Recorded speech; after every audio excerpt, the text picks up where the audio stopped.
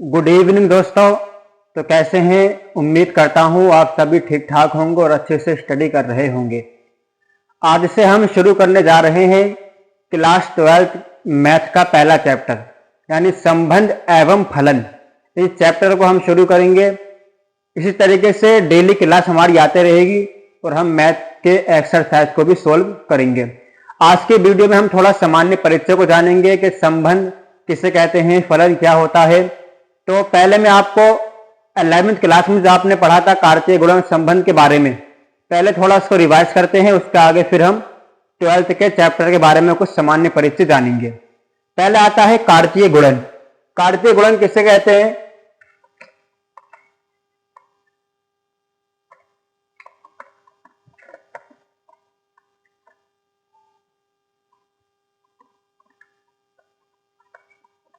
ये हमारी हेडिंग है आज की। हम जानेंगे कार्तीय गुणन के बारे में। कार्तीय गुणन किसे कहते हैं? माना सपोज करते हैं हमारे पास एक समुच्चय है ए। माना ए समुच्चय है हमारे पास 1, 4, 8 और बी समुच्चय है बी बराबर ई मान लेते हैं। अब हमें इसका कार्तीय गुणन निकालना है।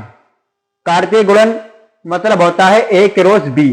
हमें ए क्रॉस बी निकालना है, यानी ए क्रॉस बी। यह हमारा कार्तीय गुणन कहलाता है। यही हमारा क्या होता है? कार्तीय गुणन कहलाता है। हम ए क्रॉस बी निकाल लेंगे तो यही हमारा कार्तीय गुणन है। तो आइए निकालते हैं ए क्रॉस बी। ए क्रॉस बी बराबर ब्रैकेट, हम इसका क्रॉस इसके साथ करेंगे, फिर 4 का ई के साथ, 8 का ई के साथ मल्टीप्लाई, ब्रैकेट 1 कोमा ई के साथ करेंगे, फिर करेंगे 4 का ई के साथ, फिर 8 का ई के साथ। ये हमारा ए क्रॉस बी निकल के आ गया। यही हमारा कार्तीय गुणन कहलाता है। उम्मीद करता हूं यहां तक आपको समझ में आ गया होगा। एक एग्जांपल और लेते इसी तरीके से। माना ए हमारे पास एक समुच्चय है 2, 4, 8, 10। ये हमारे पास एक समुच्चय हो गया। और एक मानते हैं बी समुच्चय को। बी मान लेते हैं बी बराबर 4 मान लेते हैं। उम्मीद करते हैं यहां तक आपको समझ में आ गया होगा। अब हम इसका कार्तीय गुणन निकालेंगे। कार्तीय गुणन किस तरीके से निकालेंगे? ए क्रॉस बी करके। हमें पहले ए दिया है 2, 4, 8 और 10 और बी बराबर बी हमें समुच्चय दिया है 4। अब हम इसका कार्तीय गुणन निकालेंगे तो क्या करेंगे? ए क्रॉस बी को फाइंड करेंगे। ए क्रॉस बी को फाइंड कर लेंगे तो हमारे पास कार्तीय गुणन निकलकर आ जाएगा। चलो करते हैं। ए क्रॉस बी बराबर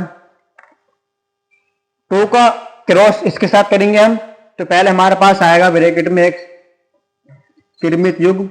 जो हमें बनते हैं ये हमारे पेयर कहलाते, पेयर होते हैं ये, यानी जोड़ा, त्रिमित युग्म कहलाते हैं ये एक। तो हम यहां से क्या निकालेंगे? 2, 4। एक हमारा पेयर ये हो जाएगा और फिर 4 है, 4 का 4 के साथ कोमा 4, 4। फिर 8 का 4 के साथ 8, 4। फिर 10 का 4 के साथ 10, 4। ये हमारा कार्तीय गुणन निकलकर आ गया। अब इसी में एक होता है डोमेन और रेंज, यानी प्रांत और परिसर निकालने के लिए हमें कहते हैं। अगर हम देखें इसमें, इस वाले में हमारा पहला है ये ए क्रॉस बी। अगर मैं आपसे बोलूं कि इसका प्रांत और परिसर निकालकर बताएं मुझे, यानी डोमेन, तो आप क्या निकालेंगे? डोमेन को, डोमेन यानी प्रांत।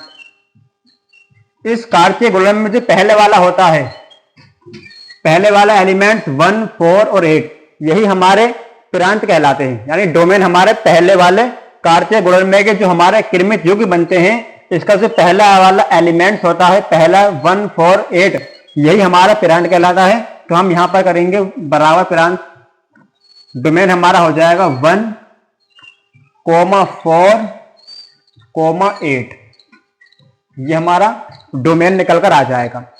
और हम इसी का रेंज निकालेंगे। रेंज क्या होता है, कार्तीय गुणन के पहले वाले को हम डोमेन बोल देते हैं और दूसरा वाला एलिमेंट होता है, इससे हम बोलते हैं रेंज यानी परिसर।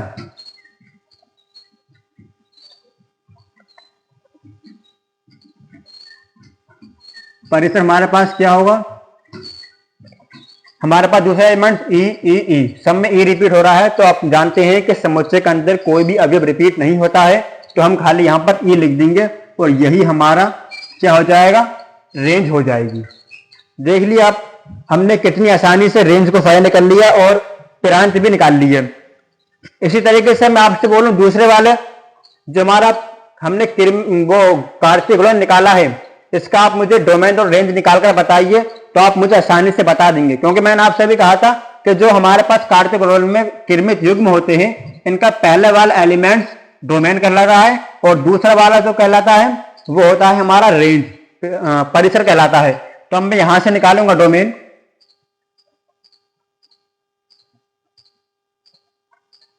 जब मैं यहां से डोमेन निकालूंगा तो पहले वाला क्या हो जाएगा, 2, 4, 8 और 10 ये हमारा डोमेन हो जाएगा। 2, 4, 8, 10 ये हमारा डोमेन हो गया।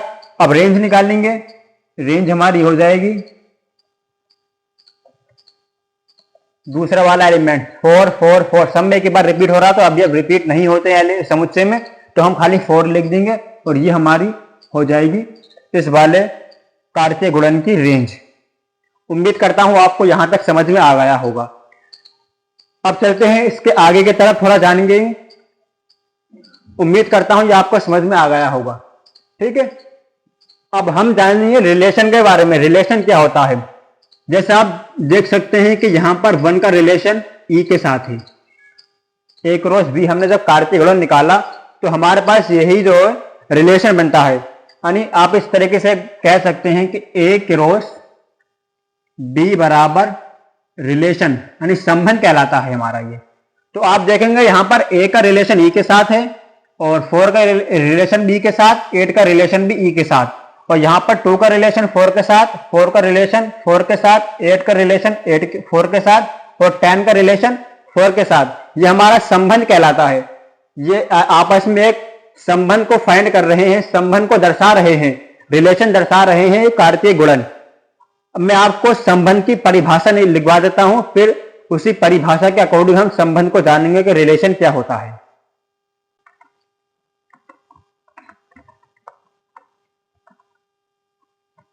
संबंध इंग्लिश में बोलते हैं इसे रिलेशन। इसकी परिभाषा लिखेंगे माना आर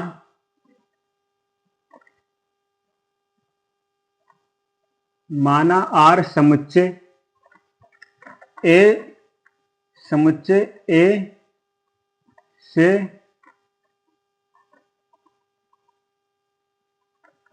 समुच्चय बी में एक संबंध है, तब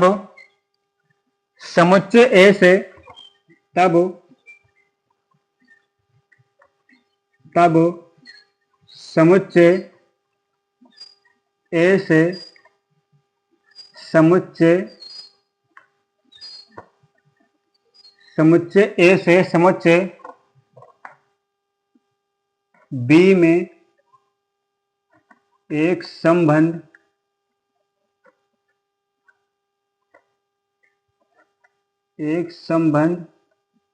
आर ए क्रॉस बी का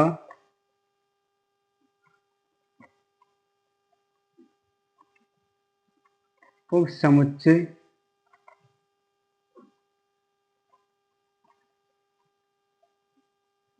होता है। ये है हमारे पास रिलेशन की परिभाषा।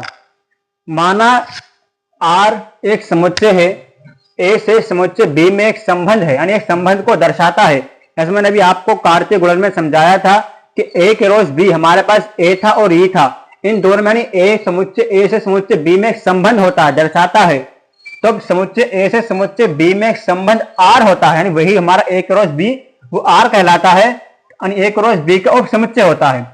ये हमारी रिलेशन की परिभाषा है। मैं आपको एग्जांपल से समझाता हूं। एग्जांपल मान लेते हैं, ए बराबर हमें दिया है 1 2 3 और बी बराबर हमें दिया है 2।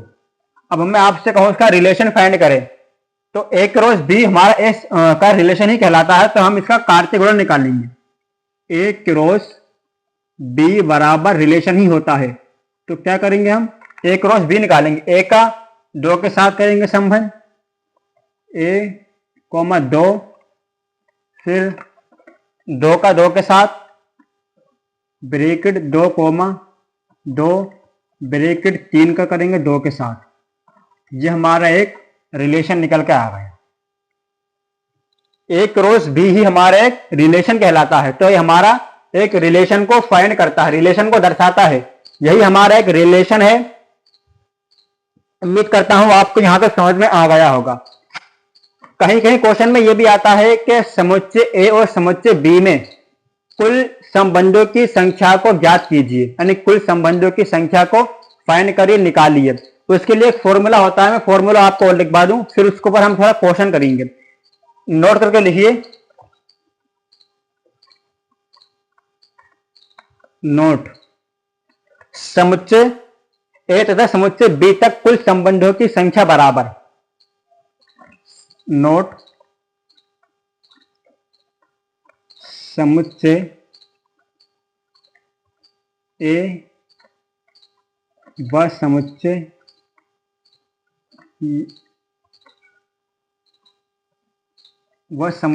बी तक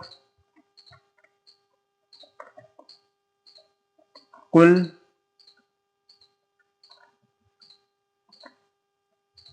संबंधों की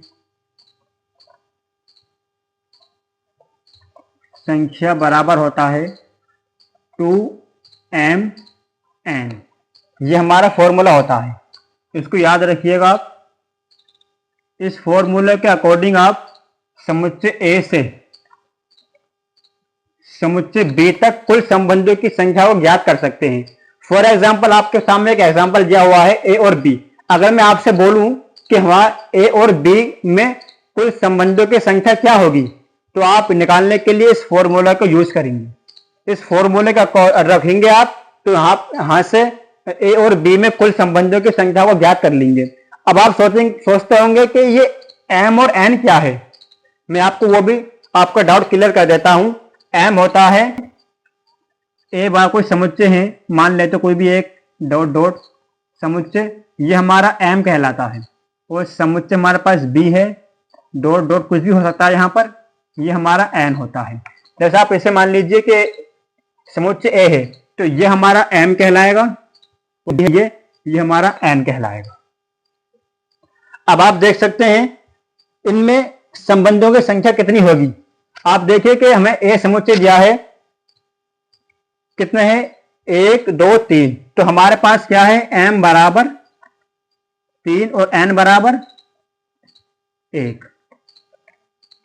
अब हम इस फॉर्मूले में रख देंगे ये 2m n, m की वैल्यू कितनी है हमारे पास 3 इंटू 1, कितना हो जाएगा 3, और 2 की पावर 3 कितनी होती है 8।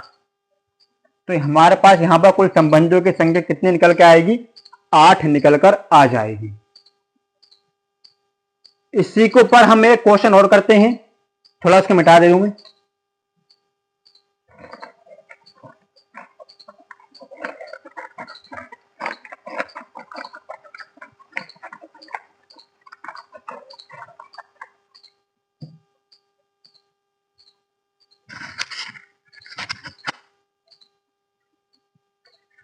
मान लेते हमारे पास एक समुच्चय दिया हुआ है